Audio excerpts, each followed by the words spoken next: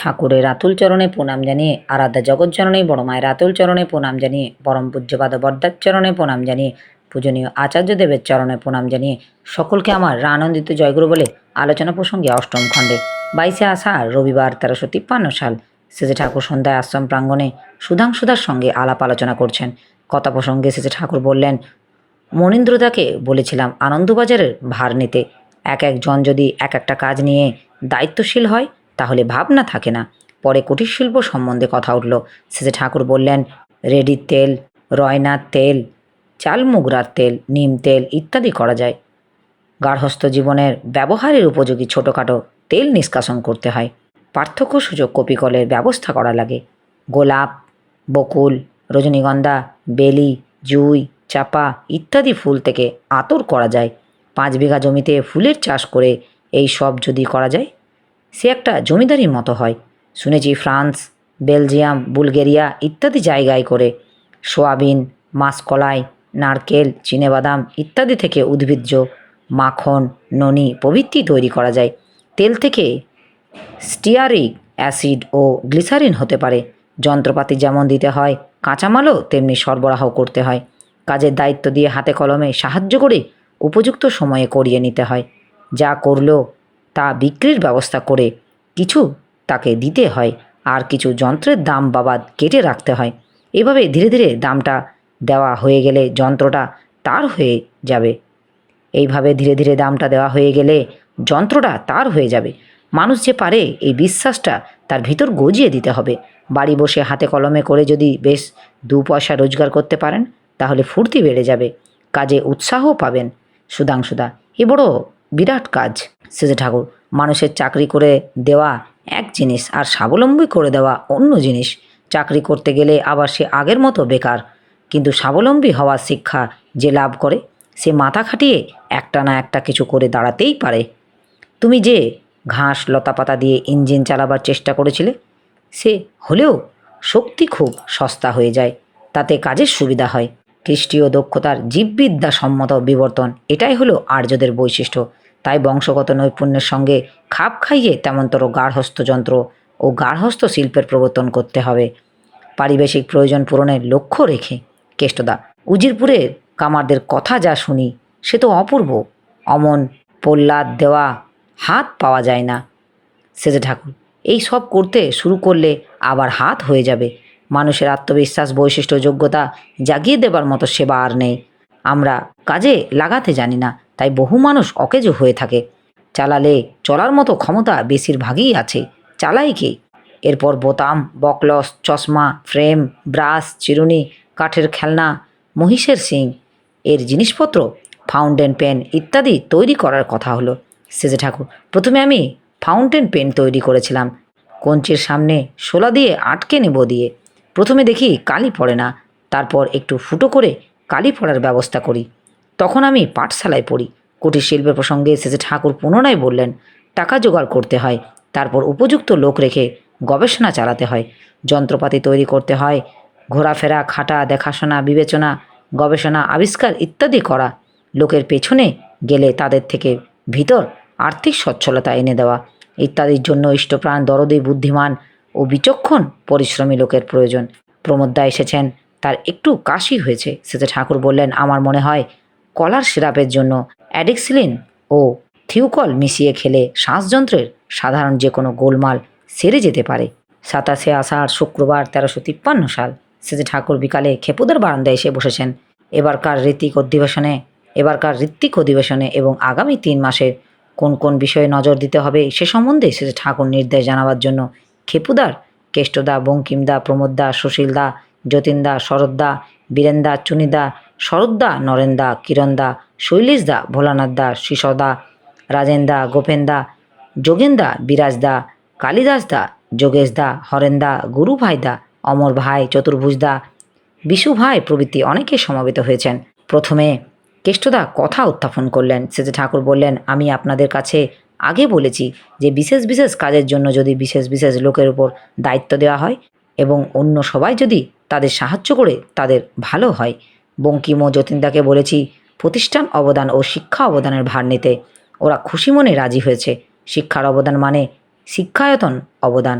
College ও তপবন ইত্যাদির জন্য যেসব দালান কোঠা করা লাগবে তার ব্যবস্থা করা। আর প্রতিষ্ঠান অবদান হলো এখানে ও বাইরের আমাদের সংস্থাকে শক্ত ও সুদৃঢ় করতে যা লাগে তা করা। বর্তমান পরিস্থিতিতে গুরুত্ব আপনারা তো বুঝতেই পারছেন। খুব হুঁশিয়ার হয়ে প্রস্তুত না থাকলে বিপদ আছে। প্রত্যেকের কাছে কৌশলে বলা লাগবে যাতে ভীত না হয়, অথচ সৎসঙ্গের জন্য নিজেদের জন্য ও পরিবেশের জন্য যা করার করে। এইটি বুঝিয়ে দেবেন যে আত্মরক্ষার জন্য যে ত্যাগ, সেটা ত্যাগ নয়, সেটা বিজ্ঞতা। এই ব্যাপারে 30,000 লোকের প্রত্যেকের কাছ থেকে 40 টাকা করে যদি নেওয়া যায় তাহলে অনেকখানি ঝড়ঝাপটা সামাল দেওয়া যায়। আর সোনা ও শ্রীসদা ইষ্টায়নের ভার নিলে হয়। ওদের এ ব্যাপারে খুব উৎসাহ আছে। তোমরা তো সঙ্গে আছোই। আরও একটা বড় ব্যাপার হলো ঋত্বিকী। ঋত্বিকেরাই হলো আন্দোলনের প্রধান স্তম্ভ। তাদের ভরণ পোষণটা যদি স্তত না হয়ে ওঠে তবে কাজ হবে কি করে? এটা প্রত্যেকেরই করণীয়। সংসারের প্রতিপাল্যদের মধ্যে ঋত্বিকও একজন। ঋত্বিক যদি তাজা না থাকে তাহলে যজমানদের দেখবে কে? যজমানদের উচিত তাই ঋত্বিকদের সুস্থ রাখা, চলৎশীল রাখা। প্রত্যেকে যদি ভালোবেসে ঋত্বিকদের গ্রাসা উচ্ছাদনের জন্য দুমুঠো অন্নের ব্যবস্থা করে তাহলে তাদের ভেসে যায়। পেটের দায়ে তাদের এদিক ওদিক করা লাগে না। সময় ও সামর্থ্য ইষ্টার্থী লোকপালি সেবায় নিয়োগ করতে পারে। এতে সবারই ভালো। যজমানরা ঋত্বিকে করলো, কিন্তু ঋত্বিকরা যদি অবহিত হয়ে তাদের জন্য যা করার তা না করে, কিন্তু সেটা তাদের অপরাধ। প্রমোদদা সবার সাহায্য নিয়ে ঋত্বিকে চালাবার দিকে যদি বিশেষভাবে নজর দেয় তাহলে কাজটা তাড়াতাড়ি এগিয়ে যায়। ফল কথা চায় মানুষ, চাই সংগতি, চাই অর্থ। দীক্ষিতের সংখ্যা না বাড়ালে হবে না। দীক্ষা নিয়ে ঠিকমতো চলতে আরম্ভ করলে তখন অনেকেই আবিল্লি সাপ হতে থাকে। সত্তা পোষণে দক্ষতার আবির্ভাব হয়, তাতে মানুষগুলি সম্পদ হয়ে ওঠে। কেষ্টদা, যাদের উপর আপনি কাগজের জন্য লিমিটেড কোম্পানির করার ভার দিয়েছেন তারা তো আজকাল দীক্ষার দিকে নজরই দেয় না। সেজে ঠাকুর, তার মানে তারা এমনতর ভুলের মধ্যে আছে যাতে তাদের নিজেদের কাজই ক্ষতিগ্রস্ত হবে। মূল কাজ অর্থাৎ যাজন ও দীক্ষা উপেক্ষা করে যাই করতে যাক না তাদের ফায়দা কিছু হবে না। গাছের গোড়ায় জল ঢাললে ডালপালা আপনি তাজা থাকে। গোড়াটা শুকিয়ে তুলে ডালপালায় যতই জল ঢালা হোক না কেন তাতে লাভ কি? যেটা করলে সবগুলি পুষ্ট হয় সেইটে বাদ দিতে নেই। আমি বলি যত পারো লোক দীক্ষা দিয়ে নিয়ে আসবে, বাকি যাহা কাজ আমি করব, মোর কাছেই পাঠাইবে। খোসামদি করে দীক্ষা দেওয়া ভালো না। জীবনের পথ, বাঁচার পথ, সার্থকতার পথ এমন করে ধরতে হবে মানুষের সামনে যাতে সে নিজেই তা গ্রহণ করার জন্য আগ্রহ বিধুর হয়ে ওঠে। বঙ্কিমদা, আপনি বঙ্গমগধ রিহ্যাবিলিটেশনের কথা বলেছেন। সেজে ঠাকুর, হাঁ, আমরা একটা পুণ্যক্ষেত্র তৈরি করতে চাই। সেখানে আর্যদের শিক্ষা ও সাধনার শীর্ষস্থানীয় যা রত্নপেটিকতা স্বরূপ যা তা রক্ষিত হবে। সেই সুধর্মার আবার প্রয়োজনও হয়েছে। কেষ্ট ঠাকুরের সময়ে যেমন হয়েছিল। ভোলানাথদা, আপনার শরীর ঠিক থাকলে সব হবে। সেজে ঠাকুর হাসতে হাসতে বললেন, আমি তো শালগ্রাম, চিত করলে চিত, কাত করলেই কাত। হরেন বসু, একসঙ্গে অনেক কাজ পড়ে গেছে সেজে ঠাকুর। এক এক দল যদি এক একটার জন্যে বিশেষভাবে দায়িত্বশীল থাকে তবে অসুবিধা হবে না।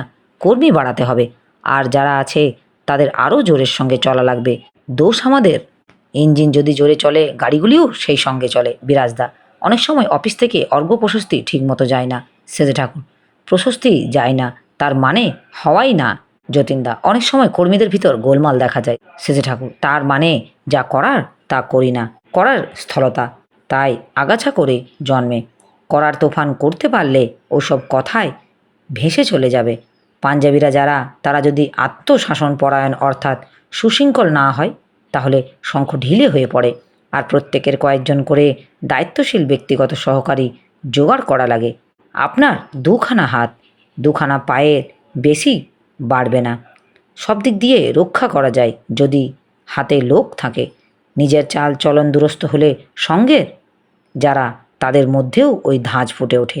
অবশ্য যদি তাদের ভিতর সে মেঘদার থাকে এবং আপনারও প্রতি যদি শ্রদ্ধা থাকে। কাগজ ও ট্রান্সপোর্ট কোম্পানি সবই ঠিক করে ফেলেন। ভালো ভালো দীক্ষিতের সংখ্যা বাড়লে তাড়াতাড়ি সব গজিয়ে উঠবে। উৎসাহ জিইয়ে রাখতে ক্রমাগত ঢেউ দেওয়া লাগে। উপযুক্ত কয়েকটি দল ক্রমাগত ব্যাপকভাবে ঘোরা লাগে। মানুষের ভিতর একটা উৎকর্ষমুখী কর্মমাতাল নেশা চাড়িয়ে দিতে হবে। আর ঋত্বিকের কথা যে বললাম, ওটা ভালো করে চালু করতে গেলে আগে যজন যাজন ইষ্টভীতি রপ্ত হওয়া দরকার। প্রধান জিনিস হলো মানুষগুলির ভিতর থেকে গড়ে তোলা, এইটে হলে কোনোটাই বাদ থাকবে না। আমার এই আলোচনা প্রসঙ্গে কিছু ভুল ত্রুটি হয়ে থাকলে আপনারা আমায় ক্ষমা করবেন। উপস্থিত দাদা, ভাই, বোন, মায়েদের আমার আনন্দিত জয় গুরু।